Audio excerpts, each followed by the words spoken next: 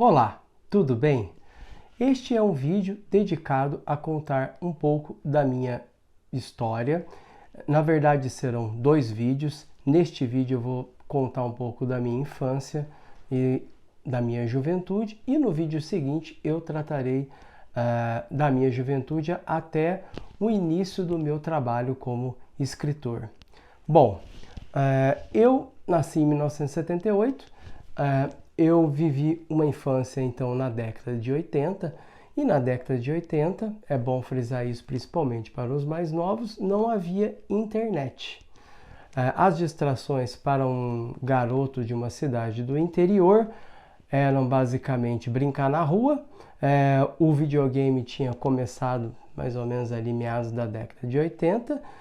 Você tinha também como distração a televisão, e você tinha como distração também a leitura de livros e leitura de gibis, né? O que ocorreu comigo, né? Na verdade, eu sempre fui estimulado a ler em casa, e na verdade eu sempre respondi muito bem a este estímulo, eu sempre li muito. Tem uma história que minha mãe sempre conta, né? Que o meu avô comprava livros para mim, e então logo ele me entregava um livro, eu ali já no fim da tarde eu já tinha acabado de ler aquele livro, né? Obviamente que eram livros curtos, livros infantis, e aí a minha mãe brincava com meu avô: já volta lá para o centro, já compra outro livro para ele, porque esse aqui que você comprou de manhã ele já terminou de ler, né? Então isso era algo que ocorria frequentemente na minha infância. Na verdade, eu lia muito. Eu nasci numa cidade que à época aí devia ter mais ou menos uns 100 mil habitantes, uma cidade do interior, que é Poços de Caldas, no sul de Minas Gerais, e as distrações que tinham, como eu descrevi no começo do vídeo, aqui não eram muitas, né?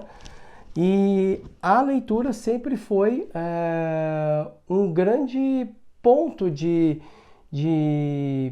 atenção para mim, né? Eu sempre concentrei muito as minhas energias, né, na infância, além das brincadeiras na rua, além das coisas que todo o garoto da minha idade naquela época fazia, eu sempre concentrei muito da minha atenção na leitura. E na época ali da década de 80, surgiu uma coleção que fez muito sucesso na época, que foi a coleção Vagalume. É uma coleção que trazia ali vários autores infanto-juvenis. É uma coleção voltada mais para a literatura infanto-juvenil, né? Garotos ali de 10, 12 anos. E havia ali na época, quando eu estava na sexta série, um livro que fez muito sucesso dessa coleção, que é um livro chamado O Mistério dos Cinco Estrelas, do Marcos Rey. E esse livro, ele foi muito lido pela molecada na época, a molecada adorava esse livro. E o que acontecia frequentemente na escola naquela época? Havia exercícios de redação. E muitos desses exercícios de redação, eles tinham o tema livre. Então você poderia escrever sobre o que você quisesse. E eu lembro muito bem um fato que foi marcante na minha infância, na minha juventude, foi um exercício que eu fiz de redação em que eu contava uma história de suspense a respeito de um assassinato. E o que eu fiz ali naquela redação? Eu imitei o Marcos Rey. Imitei sem querer. Naquela época, obviamente, eu nunca nem pensava em ser escritor, nada disso. Mas eu escrevi uma redação, uma história de suspense, inspirado naquele livro que eu tinha acabado de ler, que era o livro do Marcos Rey. Então, basicamente, eu já estava fazendo o que é muito recomendado para quem começa a escrever, que é justamente tentar imitar o estilo dos grandes escritores. Obviamente, eu não vou aprofundar isso aqui agora, mas obviamente que é um exercício de tempo limitado, né? Você não vai ficar fazendo isso o resto da sua vida, né? Senão você nunca vai se tornar um escritor. Mas eu não vou entrar nesse assunto aqui agora. Então, na época, eu escrevi essa redação e, inclusive, eu tenho até essa redação guardada até hoje, que eu guardo ela com muito carinho, porque foi o primeiro exercício meu, assim, de criação, né? Eu contar uma história, assim, da minha cabeça, né? E isso mostra o quê? Que mesmo quando nós trazemos, inventamos uma história da nossa cabeça, né? Como se diz, nós usamos referências daquilo que nós vivemos, daquilo que nós lemos. E é por isso que eu contei essa história, usando como referência o livro O Mistério dos Cinco Estrelas, do Marcos Rey. Bom, isso foi uma experiência que eu vivi na sexta série. Pouco depois, na sétima série, eu comecei a estudar violão e guitarra. Logo em seguida, eu estudei música dos 13 aos 30 anos.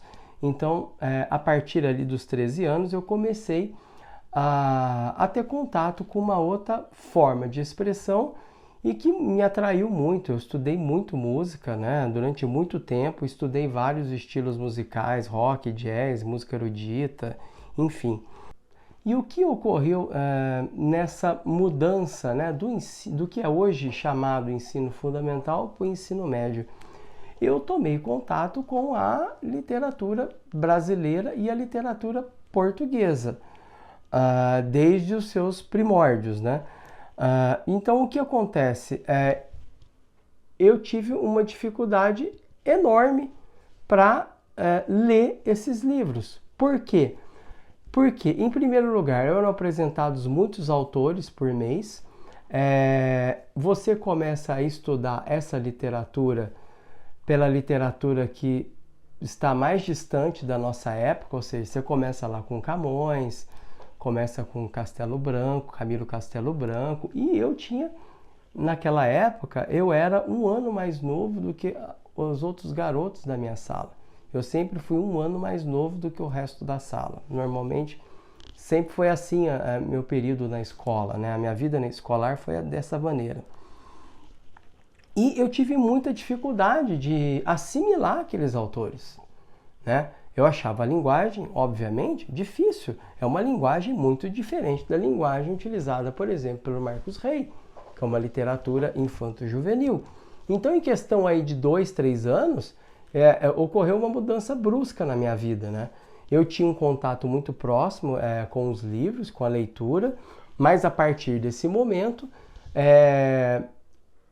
eu encontrei grandes dificuldades para compreender o que eu lia, eu não tinha maturidade para ler aquilo e, obviamente, o que ocorreu? Eu me afastei, né?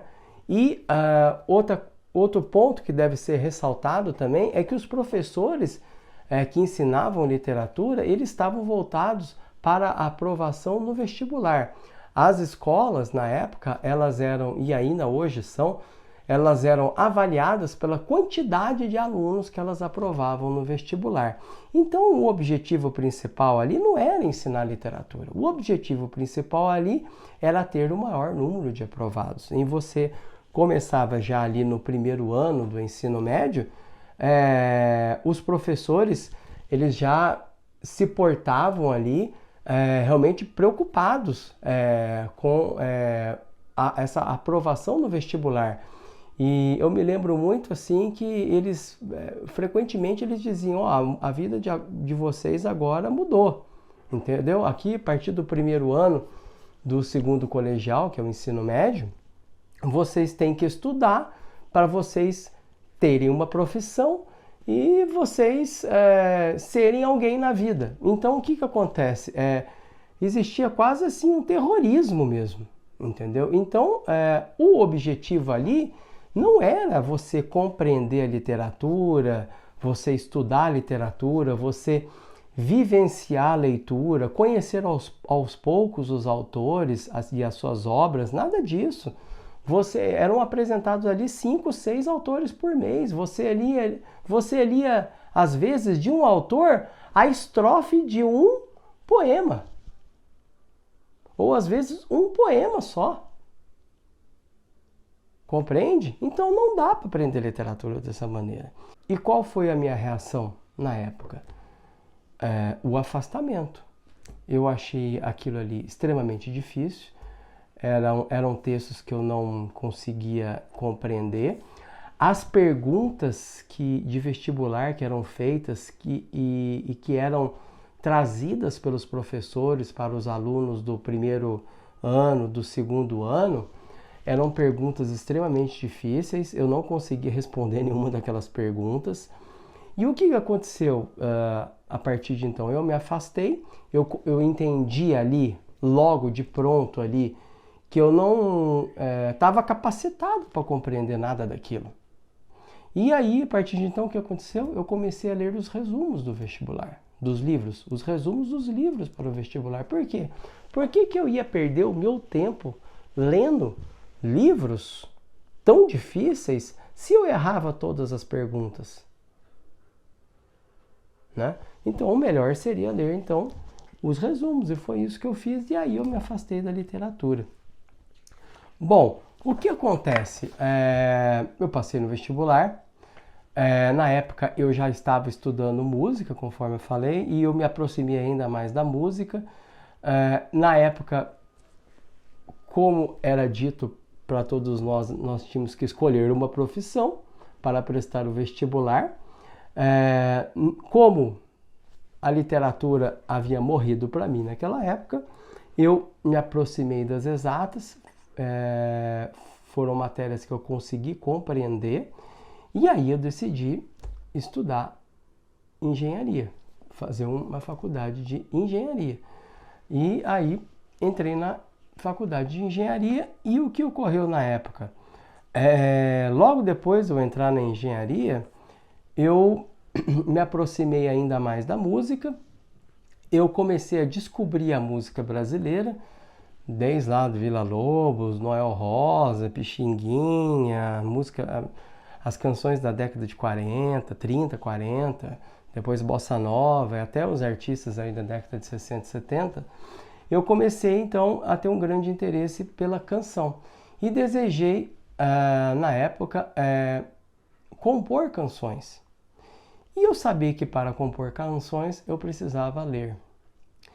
E então eu percebi que eu tinha que voltar para a literatura, né? E naquela época eu lembro que eu ia muito ao diretório acadêmico, que era o lugar onde estavam ali os livros que eram doados pelos estudantes logo após a aprovação do vestibular, para que eles fossem sócios do diretório acadêmico. E ali eu encontrei uma vasta coleção de literatura brasileira, de literatura brasileira e portuguesa, principalmente, justamente aqueles livros que aqueles alunos também tinham sido obrigados a ler, como eu fui obrigado a ler, e que eles então, em troca de serem sócios do diretório acadêmico, entregaram ali, acredito que com grande prazer, todos aqueles livros, né, para a biblioteca. E ali eu voltei então ao meu contato com a literatura. Eu voltei sozinho, comecei a ler esses livros sozinho, motivado pelo meu interesse. Eu abri os livros e aquela história que eu achasse interessante, que despertasse a minha curiosidade, eu lia. Eu não procurei aqueles livros no intuito de formar o meu imaginário. Essa palavra, esse termo, né, que o Olavo de Carvalho utilizou várias vezes em seu curso, com razão, explicando o que acontece com quem lê literatura, mas que foi uma expressão que depois, de certa maneira, ela foi banalizada, né? Essa expressão formação do imaginário.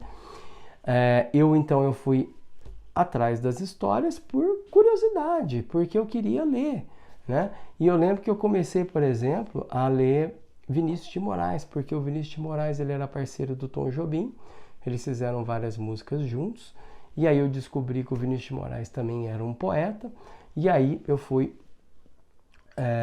comecei a ler Vinícius de Moraes, né? E tomei um grande susto, na verdade, porque a obra poética dele é totalmente diferente das letras que ele fez para as canções do Tom Jobim, né? Então isso em si já é um choque, né?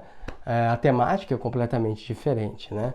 E a partir daí eu fui lendo outros poetas, fui lendo Manuel Bandeira, Drummond, e aí eu fui para prosa, aí fui ler Machado de Assis, e as coisas foram, aos poucos, eu fui trilhando o meu caminho, sem ninguém para me dizer o que eu tinha que ler, compreende? É um caminho que eu fiz sozinho, né? E não fiquei assim preocupado,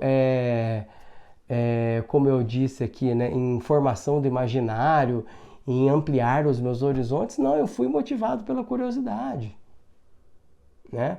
No início eu entendi que eu tinha que ler para escrever, foi essa a minha motivação inicial, mas logo depois eu fui motivado pela curiosidade. Porque, se veja bem, se eu tivesse ali só com essa intenção de ler para poder escrever, para aprender a escrever, eu não teria continuado nesse caminho. Eu teria desistido. É a curiosidade que me moveu em direção aos livros. Compreende? Essa foi o principal. Compreende? Então, esse momento da engenharia foi, então, um momento da redescoberta da literatura. É como quase se eu estivesse fazendo ali 2 cursos paralelos, né? O curso da engenharia e um curso voltado apenas para a leitura de romances e livros de poesia. Basicamente foi assim essa época da minha vida. E depois que, como eu disse, né, eu estava compondo já canções e eu decidi, depois da faculdade de engenharia, cursar uma faculdade de música e eu fui para São Paulo. Mas o que ocorreu nessa época em que eu morei em São Paulo? Eu percebi que eu já estava ali mais preocupado em arrumar um emprego, né? Então, o que eu decidi fazer? Eu abandonei a faculdade depois do primeiro ano, cursei só 1 ano dessa faculdade, e aí me dediquei a arrumar um emprego. Pouco tempo depois, em 2005, eu tive um câncer no sistema linfático, mas essa história eu vou contar no próximo vídeo. Muito obrigado por ter acompanhado aqui essa história. Se você gostou desse vídeo, eu peço que compartilhe com os seus amigos, com as pessoas que gostam de literatura, e até o próximo vídeo.